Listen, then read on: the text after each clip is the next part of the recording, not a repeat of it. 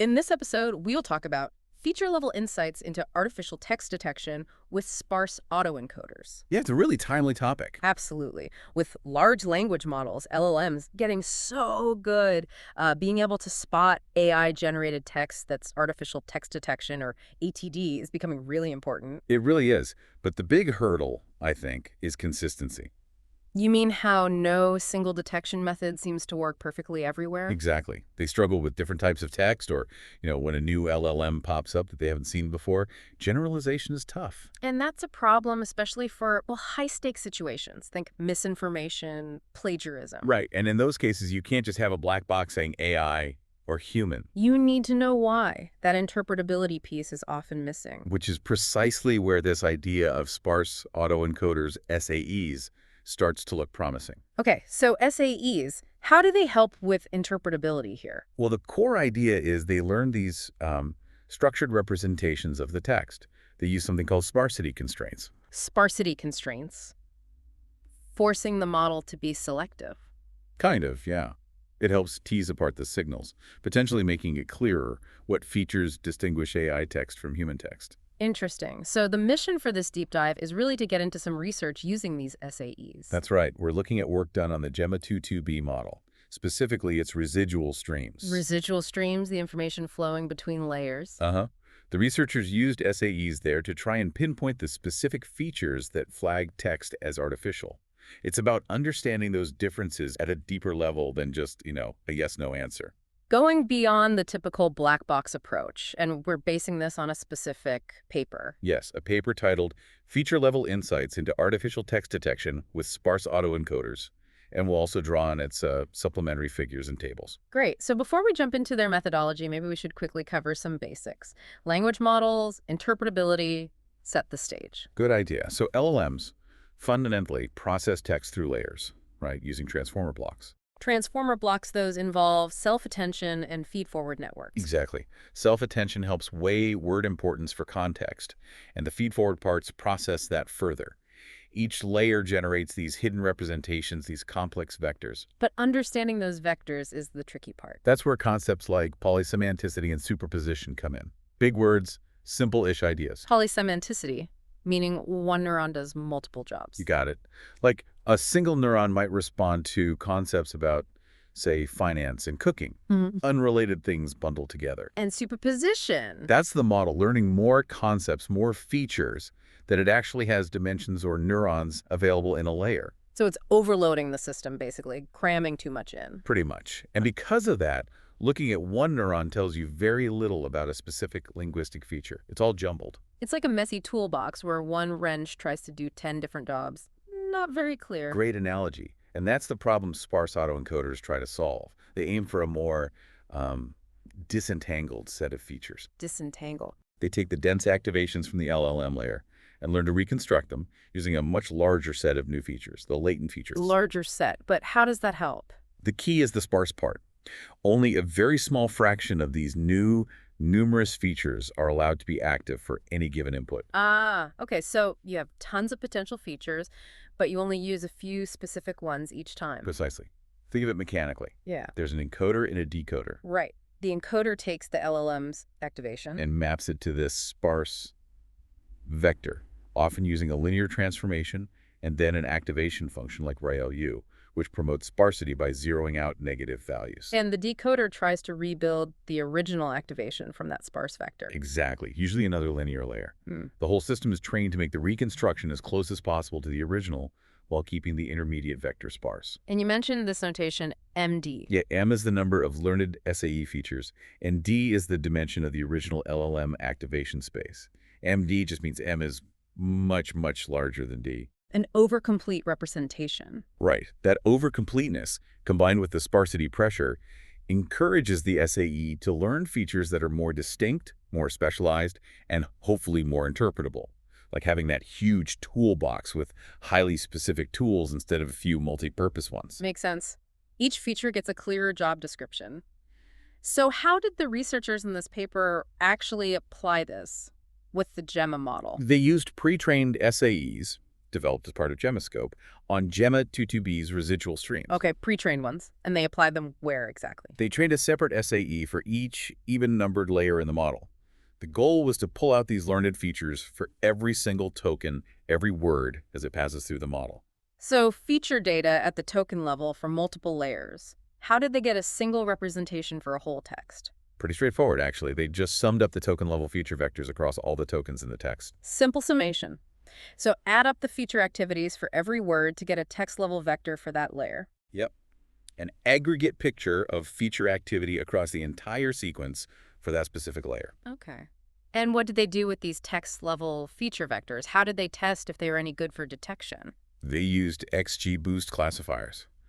Powerful, commonly used models for this kind of task. Trained separately for each layer's SAE features. Correct. They trained them on the trained subset of the Coling dataset. Coling. That's a big data set with lots of human and AI text examples. Yes, quite comprehensive, covering various models and domains. Then, crucially, they evaluated these classifiers on the dev test, and test subsets. Data the model hadn't seen during training to check for generalization? Exactly. And they also did something simpler. They looked at individual features using threshold classifiers. Threshold classifiers, just seeing if a single feature above a certain activity level could separate AI from human text. Precisely. A much more granular look at what individual features were doing.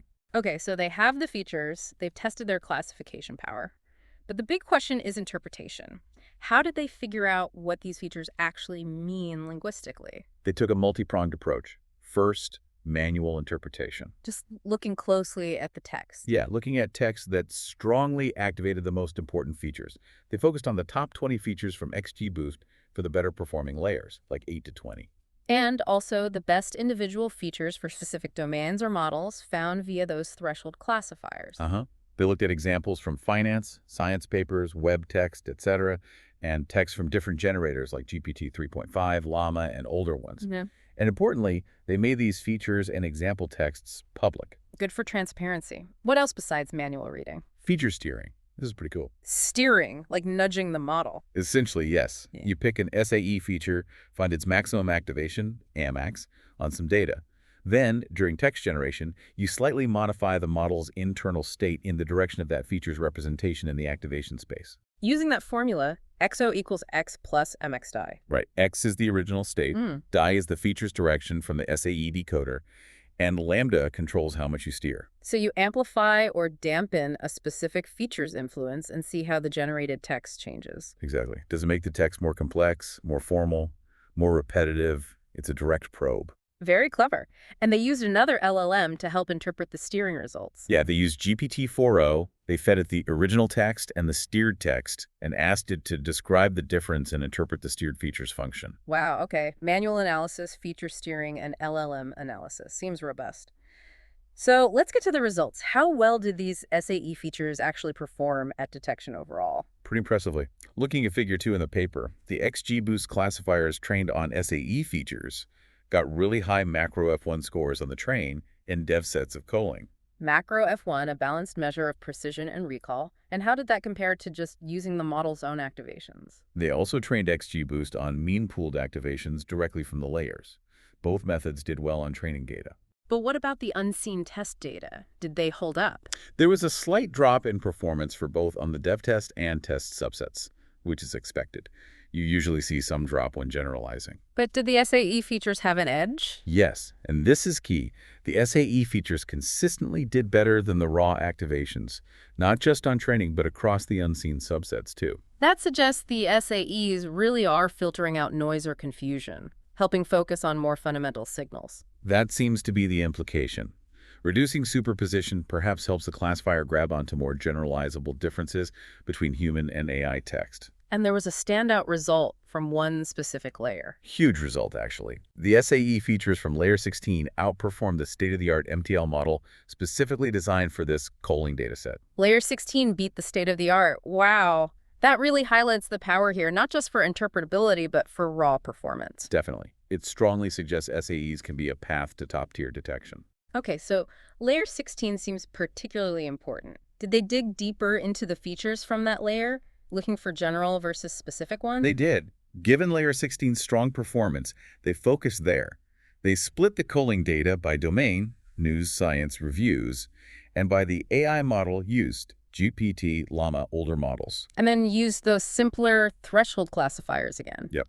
They trained a threshold classifier for each individual SAE feature from layer 16 on each of these specific subsets. So they could see if a feature worked well across the board or only in, say, detecting llama outputs in scientific text. Exactly. If a feature performed well across many domains and models, they called it a general feature. Suggesting it captures something pretty fundamental about AI writing styles. Right. And if it only worked well in specific niches, it was labeled domain or model specific. Figure 4 shows examples. Did they find any universal general features, ones that worked almost everywhere? They did. Features like 3608 and 4645 and layer 16 showed pretty good classification quality across a wide range of domains and models.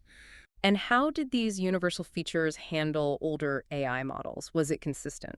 That was interesting. Figure 3 shows that for some older models, like FLAN and TO0, these universal features actually performed worse than random guessing. Worse than random? That's odd. It is. It suggests maybe the writing style differences targeted by these features weren't as prominent in those older models. The opt family of models seemed the most universal in terms of being detected by these features. So maybe different generations or families of models have distinct detectable characteristics. That's what the researchers suggest. They proposed grouping models. Older, weaker ones, a middle group like Opt and Bloom, and then the modern families like GPT 3.5 plus Noah, Sienna, and Gemma, each potentially having different tells. Fascinating. Okay, we know the features are effective, some are general, some specific, but are they robust? Can they be easily fooled? They tested this using the RAID dataset. RAID is designed to check robustness against attacks like paraphrasing, typos, format changes, and also sensitivity to superficial things like sentence length. And what did they find? Were the important features easily tricked? Encouragingly, no. The features most susceptible to these attacks or shallow properties had very little overlap with the features XGBoost found most important for detection. So the core detection mechanism seems fairly resilient. It appears so. They noted a couple of features sensitive to sentence length, 8689 for GPT 3.5 plus and 1.919 for Bloom. But overall, the important features weren't significantly thrown off by the distractions in RAID. Good to know. All right, let's get to the really juicy part, interpreting these features.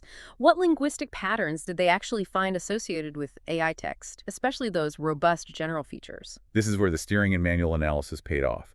They looked closely at features 3608, 4645, 6587, 8264, and 441 from layer 16. Okay, let's take them one by one. Feature 3608. This one seems linked to excessive complexity. Complexity, like long sentences, big words.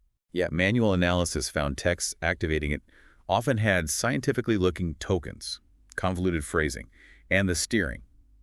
Increasing its activation made sentences longer, more complex, harder to parse. Decreasing it led to shorter, simpler sentences. Figure 1 visualizes this well. Okay, that fits a common perception of some AI writing. What about 4645? That one pointed towards assertive claims. Steering suggested it controlled factual confidence.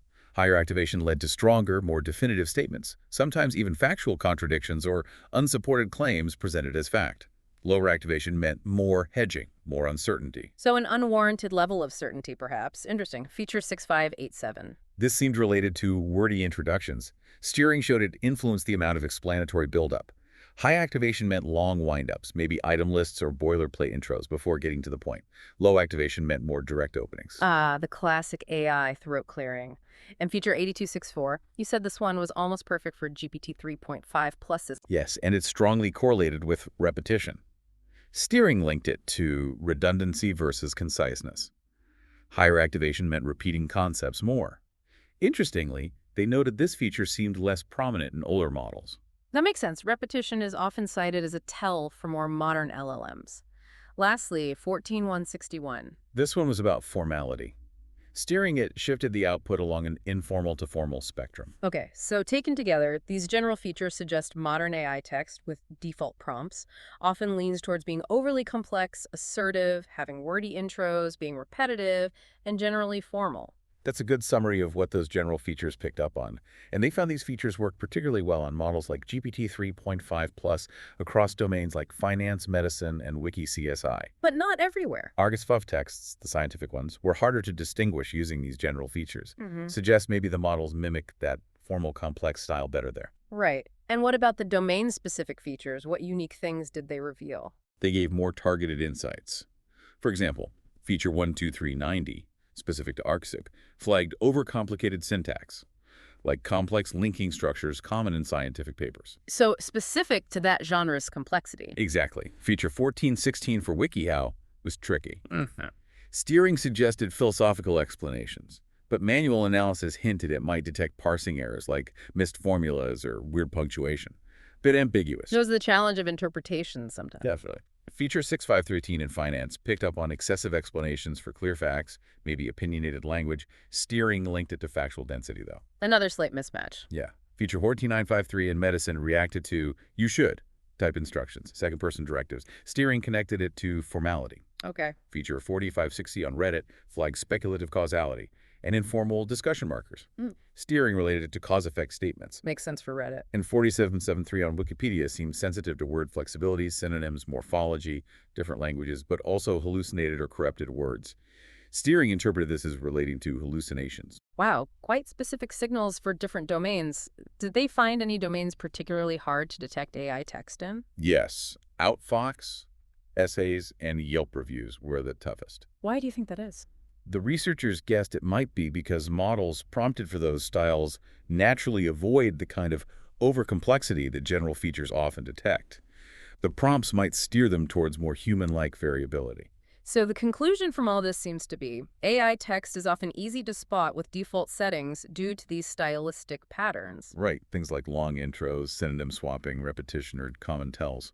But, and this is a crucial, adversaries can likely bypass these by using different prompts. Less formal, more personalized prompts might erase those tells. That's the concern. The multifaceted analysis they did, feature selection, behavior across domains, manual and automatic interpretation, gives much deeper insight than just looking up feature numbers, like for 3D608 and 4645 and resources like Neuropedia. It paints a richer picture. It does. It shows SAE analysis is valuable for understanding generators, detectors, and generalization.